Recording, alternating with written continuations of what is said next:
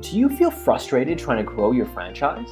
Are you having trouble balancing your consumer and franchise development marketing? Do you wish there was an easier way? Imagine if you had a proven roadmap to take your franchise's marketing from costing you to making you money. That's why we've created the Franchise Growth Blueprint. We walk you through the exact same process that we use to run franchise marketing campaigns for our clients at scale that has resulted in triple-digit growth. This blueprint isn't for anyone. It's not for people just starting a franchise. It's not for franchises without long-term goals. This is for franchises that want to scale up their marketing in a predictable and profitable way using a proven roadmap. If you want to sell more franchises, keep your current franchisees happy, all while saving money and learning from people who've already done it, go to franchiseblueprint.com and sign up today. That's franchiseblueprint.com. Now for today's episode. Hello, everyone. Welcome to today's episode. I am joined by Ken LeBlanc over from PropertyGuys. I'm really excited to have him on the show. PropertyGuys is North America's largest and one of the fastest growing private sale real estate networks in Canada and the US. Ken is on the board of directors for the CFA, sitting on their executive committee. And I saw most recently that he was actually featured in Canadian SME Business Magazine. So Ken, welcome. Oh, thanks for having me, Jordan. Fantastic. So I would love to hear a bit more, about yourself and about PropertyGuys. I did do a little quick introduction, but I'd love to hear it from you. Yeah, no worries at all. Well, first, I just want to make it clear that I'm no longer on the CFA board. I served my time proudly. I was on the CFA for, I want to say, at least a dozen years on their board of directors. Made it all the way to the top. I was the chair of the board for 2 years and past chair for the following 2 years. But I've since have passed down the crown and still love the CFA. Still part of it every single day through franchising, through my business, PropertyGuys.com. But I just wanted to make it clear that I'm no longer on the board. But who knows? May get back there someday, anyways. But yeah, so we started here, PropertyGuys.com in 1998, a little town here in the East Coast. Moncton, New Brunswick, where I was born and raised, still live today. And it started myself and a colleague, Jeremy Dumont. We're attending university, going to university together. We're in our first year of studies, taking our business degrees, and just basically driving back and forth to school every day. I kept seeing all these for sale by owner, these private sale signs on people's front lawns, and thought, you know what, there's got to be a better solution for someone to just go to the local hardware store, grab one of these orange and black signs, write their phone number on it with a Sharpie, and hope and pray that someone drives by and sees it. And then obviously makes an offer and tries to transact, a sale privately. At that time, I never even owned a house, so I didn't have any, preconceived knowledge of what real estate was all about and how it needed to be transacted. But I was also, fortunately, back in 1998, creating websites for local companies. And that was a pretty big thing back then. Internet was just taking off. So I thought, what if I created this website and organize all these various private sales in my little town? Could there be a business model in that? So Jeremy and I drove around the city. We counted anywhere from 20 to 30 different for sale by owner signs in our neighborhood, and decided, yeah, that could be a viable business model here in Moncton. And we fired up the website and started knocking on doors. And quite honestly, overnight success. People love the concept. They love the idea of being empowered, taking control of that real estate transaction, and obviously saving a big chunk of change in real estate commission. At that time, it was close to 7% commission in our community. So it was a big chunk of change. So, and we were just a couple of college students, so we didn't know any better. We priced our packages around about $100 a piece. And we would put them on this thing called PropertyGuys.com on the worldwide network and on the internet. And we actually had a little URL that we created on the bottom of the signs, of our own signs. And that's how we got started. That's how we started in 98. About 3 years later, it became, like I said, a very successful local business. and we were about to graduate from university, and we decided we need to expand our business. How can we take, PropertyGuys.com in Moncton to something bigger and better? And we looked at a bunch of different angles. Didn't have a ton of financing at the time. We were obviously starving students and bootstrapping marketing.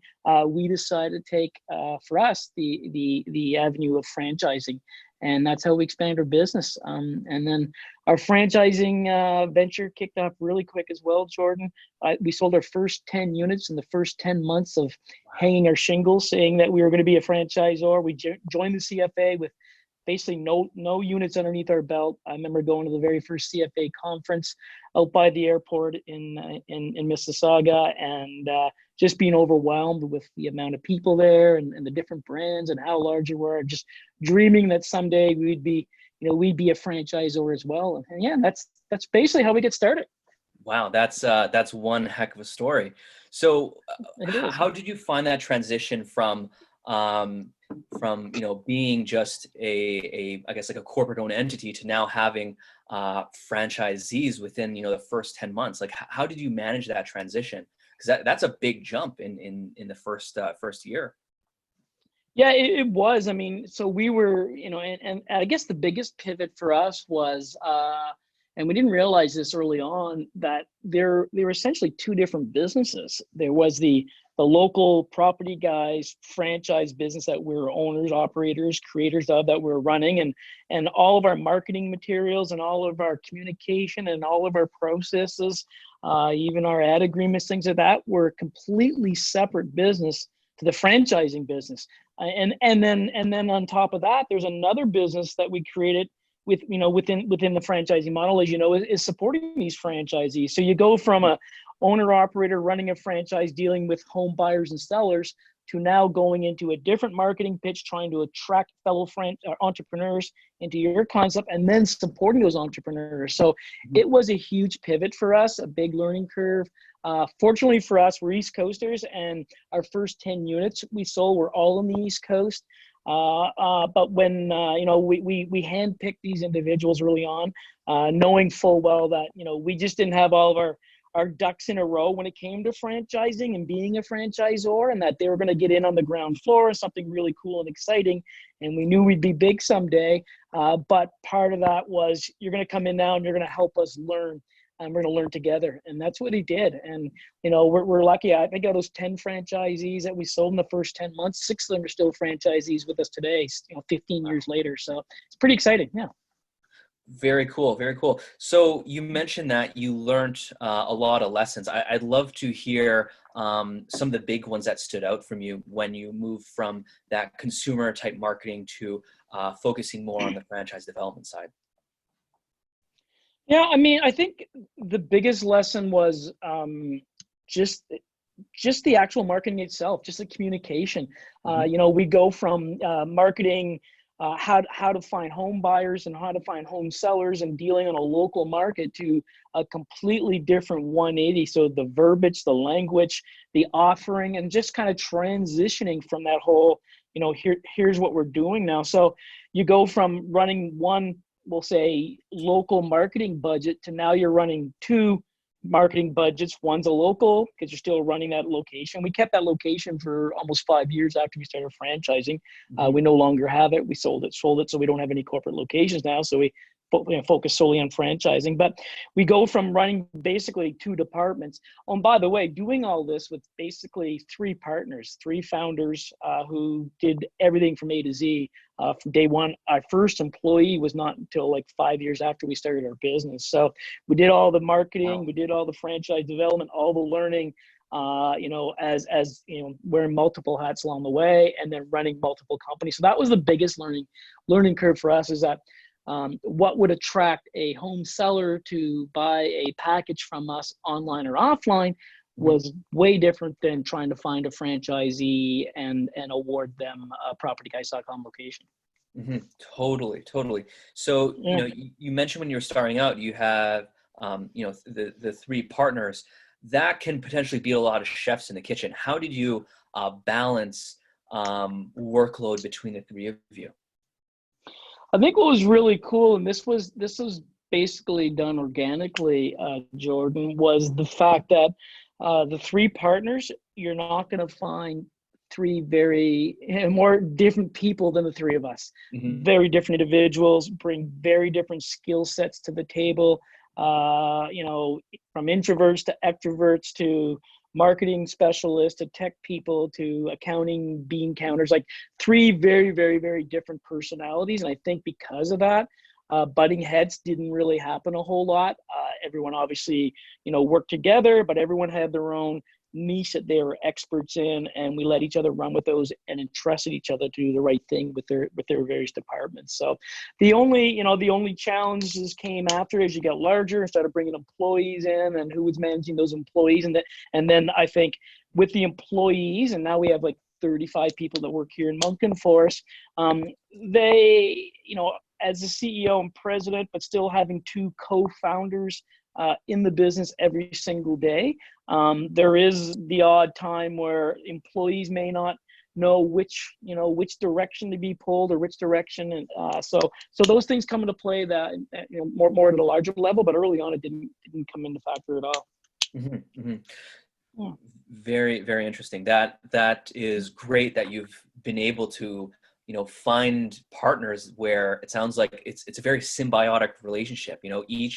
Each of you has your own different unique skill set that complements the other two. That's fantastic to hear. So you mentioned that 6 out of your 10 initial franchisees that initially started out are still with you today. That's a very sticky model that you have. I'd love to hear how did you go about creating that retention among your franchisees to have so many stay with you since the beginning? I think the big part of that, and this is beyond the Atlantic Canadian thing, where we're like our first 10 we're at, and we have a lot of long-term franchisees now, is I think always for us, we've always reinvented ourselves, and we've always asked what's next. So that's one thing I think that we've been able to keep. The longevity of PropertyGuys.com and our tagline, which we've copyrighted, was the future of real estate, is that we're always thinking, 3 steps ahead. So when we attract franchisees into our system and individuals in our system, we attract those type of individuals, those who seek change. The first early adopters, they're going to buy the very first iPhone when it's out. They're going to be the very first people in line to adopt new technologies, new systems, and that. So they have this hunger for change, and us leading that has allowed those individuals to be part of a system that supports that and scratches that itch for them on the change factor, right? Mm-hmm. Like they've set our early franchisees. Day one, we were just a sign, on the front lawn of someone's house and a website, and that was it. And now we've evolved that full 360, virtual tours to online listings to, mortgages are now part of the game, to showings and buying side on the license side of the real estate channel. So we've gone from just being a for sale by owner or private sale platform, pro-consumer, to being pro-consumer, but empowering them with every single real estate tool you can imagine. And our franchisees have been along the ride with us there. So I think just having that, attracting that individual that's not afraid of change, that actually strives for change, and actually doing setting the new guidelines every single year on how we're going to get bigger, how we're going to get better, what's new, what's next for PropertyGuys.com. That's been able to allow us to keep those people on.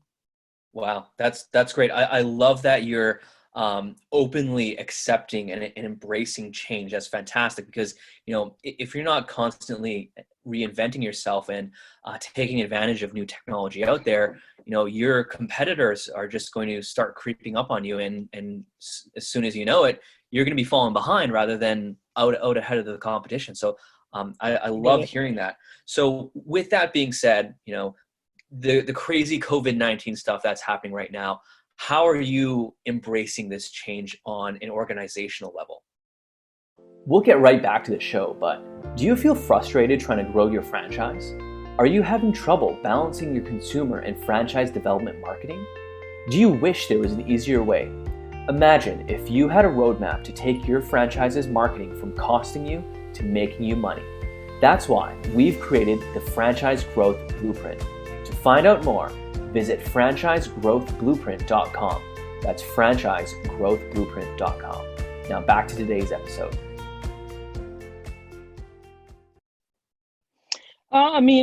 Obviously, for us, like every other company, we've got to kind of do a look within the system. What are we doing, as far as a company to support our franchisees? What are they doing to make sure that they're safe, that make sure that we're safe? How have we been able to pivot? Now, fortunately for us, we're at a point where most of our franchisees, and I would say 99% of them, we're already open to what we call remote listings, virtual listings, doing all things that most real estate agents today are struggling to kind of catch up to. So we were already ahead of the curve there. The challenge has been over the last little while is letting consumers, understand and be aware and be comfortable with that change as well. We can provide the service. We always been able to do it, and we've been doing it for a couple of years now, actually. Everything remotely, everything virtually, and preparing it. Consumers are still, especially real estate, still one of those major industries where people want someone to come to their house. They want to look them in the eye. They want to make sure that someone has their back. They think, and it is a very large transaction. Because it's such a large transaction, they believe it requires a real, scientific skill set, and a lot of legal issues or pitfalls could fall in place. And quite honestly, it isn't as complicated as one would think, as long as the system and process and all the checks and balances are in place, and we've got them. So we've got them virtually. So we haven't had to be able to pivot a whole lot in regards of our offering. Obviously the market has slowed. I think we're down about 25% right now. We're in one of those industries, though, I know that's going to bounce back. So even though the people have essentially hit a pause button, up to 25% for our company, it's not like it's going to expire. They're going to need to sell their houses, and when we all come out of this, the transactions, the people that have waited for the last 3 or 4 months will now be on board, and we're going to see a huge lift, I believe, in Q3 and Q4. In the entire real estate industry, not just Property Guys, but the whole industry market is going to be a big pivot for us. Cool. So what are some ways that you're driving this awareness and helping put your consumers at ease throughout this process on a virtual side of things? Yeah, so we've pivoted from the best example would be we used to do what's called information sessions, where we would go to a consumer's house and we would sit at the kitchen table and we explain the process and we give them all the tools and we walk them through a whole setup process. We pivot that into doing it online. So through Zoom, Google Hangouts, we do remote listings through, we have our own call center here in Moncton, so we can call and if the consumer isn't comfortable with video, they just want to do it on the old school telephone, we can do that as well for them, so we can walk them through the whole process. So essentially, we've introduced what we call remote listings for a consumer to put their ease at it.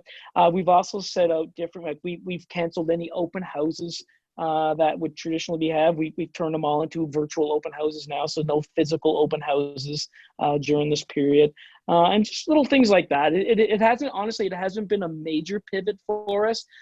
We were always leaning towards that anyways. We want to get down to that path. We see this even when the new normal comes in place. We see us continuing down these types of services. This is not a temp fix for us. This is where we believe the future needs to be anyways.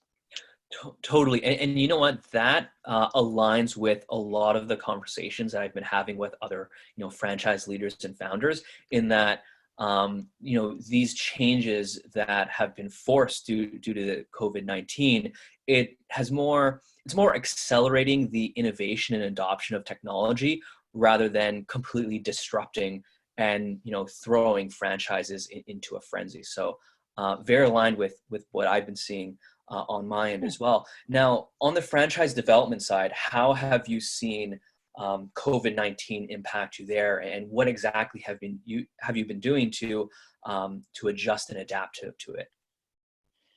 Well, first and foremost, we decided early on that we were not going to play into the COVID-19 as a reason to market around that, even though we are a a home-based business. We are a virtual business. We didn't see the need to push that or push that in someone's face and say, COVID friendly or COVID proven, anything like that. So we stayed away from all that stuff. We really didn't want to, and I think now the consumer and the feedback I've been seeing and reading online is that people are tired of all these, we care.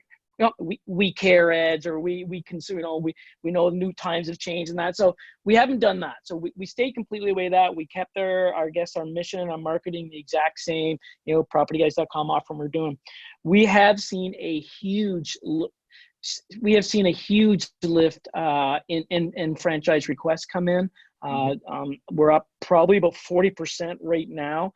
We've actually closed 3 deals in the last 30 days during this whole, 2 of them were resales, but and 1 new sale. But during this whole, where everybody is on hold, we've actually closed 3 deals. So it's pretty exciting that people are still moving forward.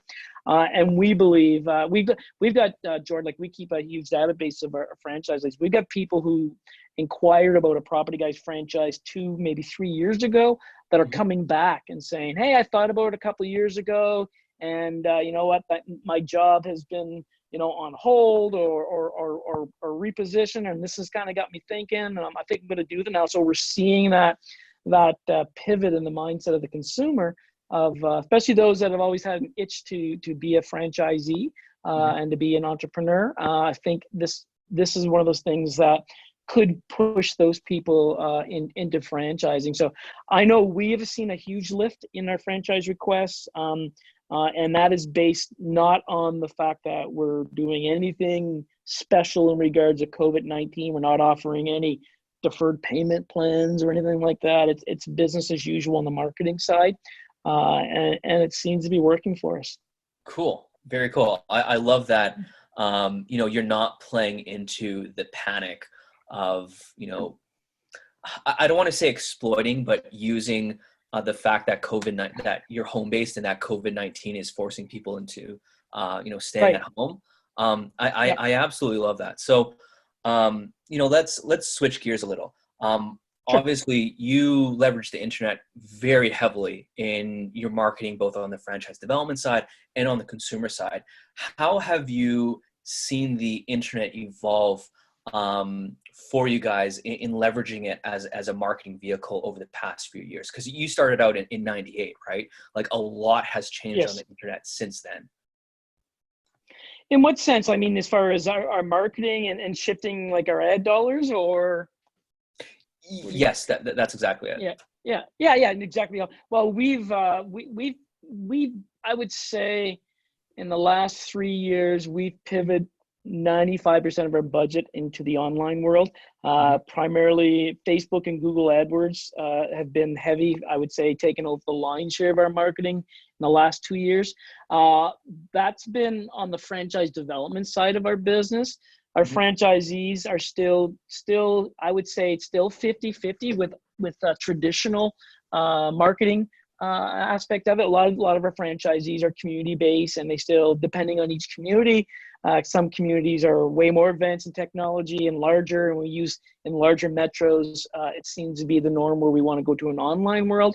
In smaller communities that we represent, being part of the community, sponsorships, even local, believe it or not, local newspapers, things like that still exist in smaller communities, and it seems to be a way that that our franchisees can connect with the audience a little more. So yeah, corporately, franchise development side, we're pretty much all online.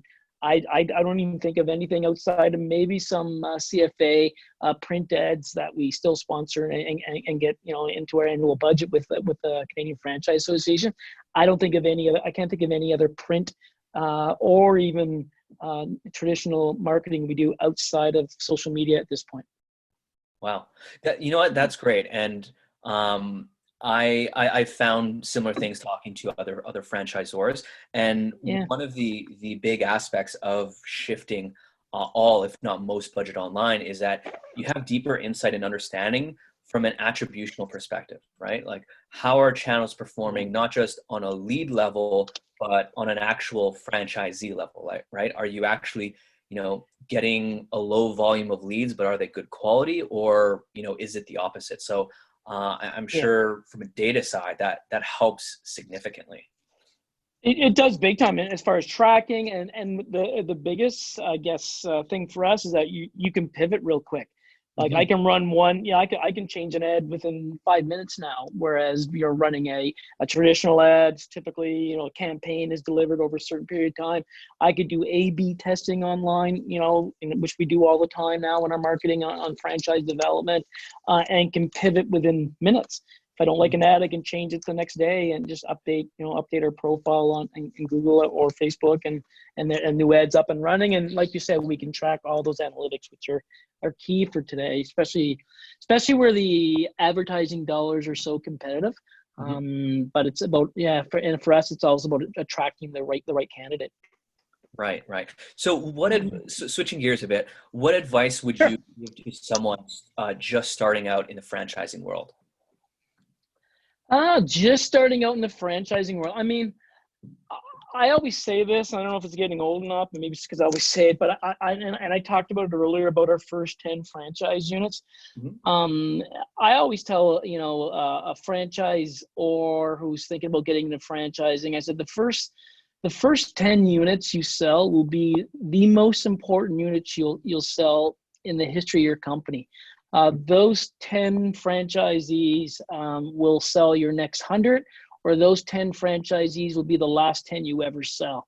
And I think that's, and it hits home quite hard for most franchisors, because I know I've been there, where you just want to sell a franchise. You just want to say, I've got one, I've got two, I've got the money, I've got the person in there. And the candidate may not be the right fit, but ultimately, if you have any vision of keeping this long-term and being something beyond a multi 3 or 4 franchise units, if you look at the CFA, and no disrespect to any of the franchise systems, but the vast majority of them are, 4, 5, 6 units.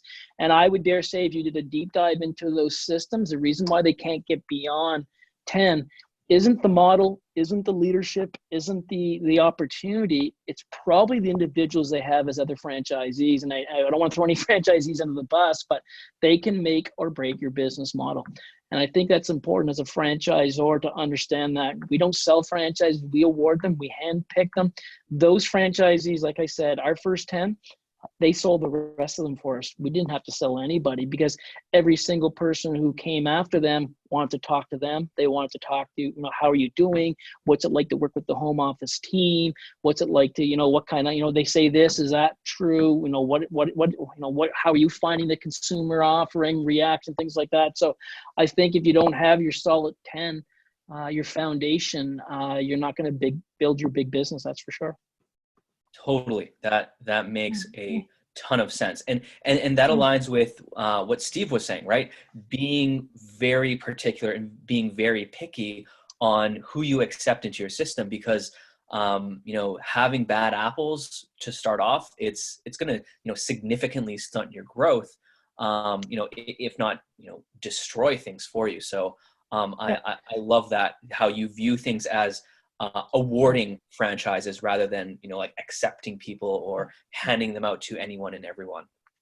Yeah, and for us, again, it was all about understanding our vision that we wanted to develop, and like I said earlier, we're all about change, and which is not traditional in franchising. Most franchise people who buy a franchise don't want change. That's why they're buying a franchise. They want consistency. They want a formula. They want to get up in the morning and do exactly what the operation manual says. If we would have pitched that to the, and attracted those 10 people that were buying a system they believe was going to be set in stone for the life of their franchise agreement, and then the first month we try to introduce something new or something different, they would have fought us, and then they would have said, look, these guys don't know what they're doing. They changed the rules on us 16 times since we bought our franchise, which is exactly what we told the 10 we brought in early on that we're going to do. I said, there's not a lot of guarantees. In fact, we're not going to make any guarantees in this business. The only business we're going to guarantee you right now, guys, is that whatever you bought today won't be the same tomorrow. And if you're cool with that, get on board. But if you're not, then this is not the business for you. And I think just setting that vision, that culture early on, and that, again, this is our culture. If you're a different franchise system and you say, look, this is the way it's going to be for the next 5 years, and the people you attract are exactly know that going in, stay that way. Don't change the next 5 years. That's your model. But our model was going to be very different, I thought. And it was important that we shared that.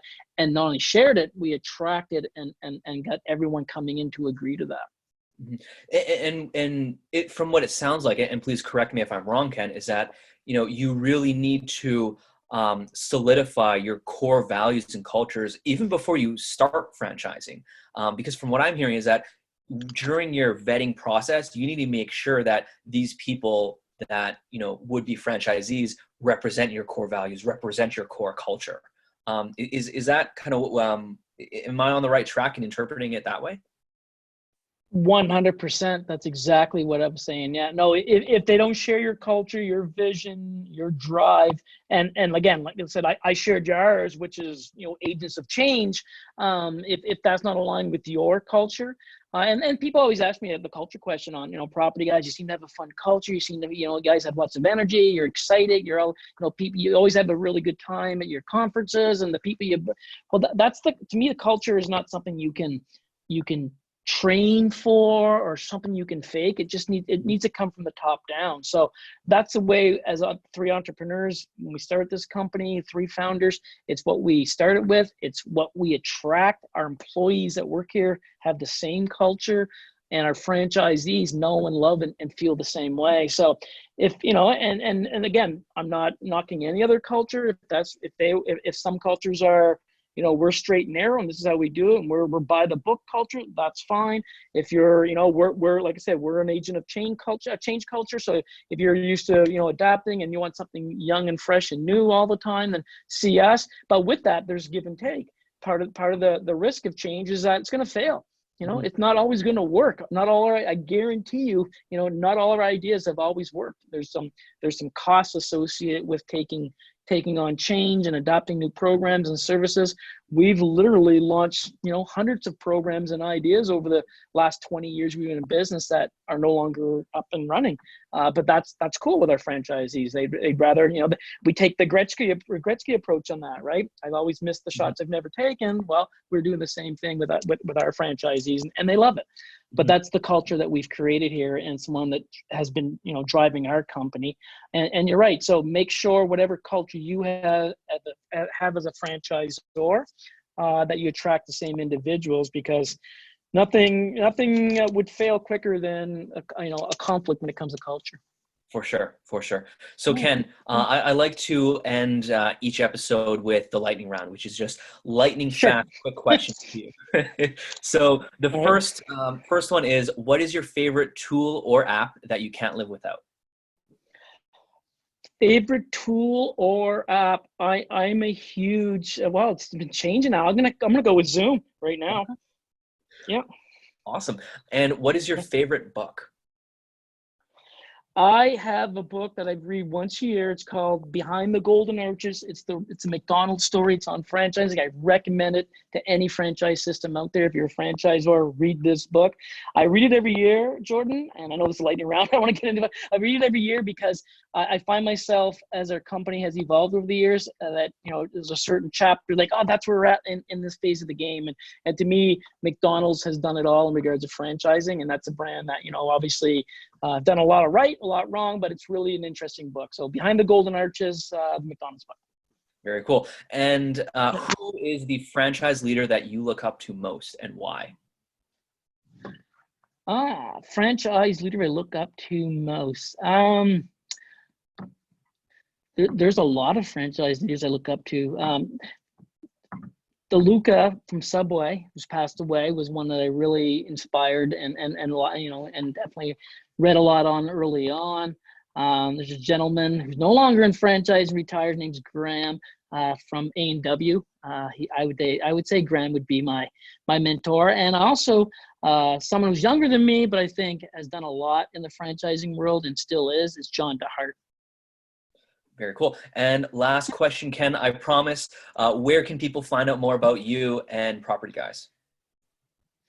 Oh, go to PropertyGuys.com. That's our website. You can find me on LinkedIn, Ken LeBlanc, PropertyGuys.com. I think that's how we connected, Jordan. Thank you so much for coming on today's episode. I truly appreciate it. You shared some amazing insights. I absolutely love it. No worries, Jordan. Thank you very much for having me. All right. Bye for now.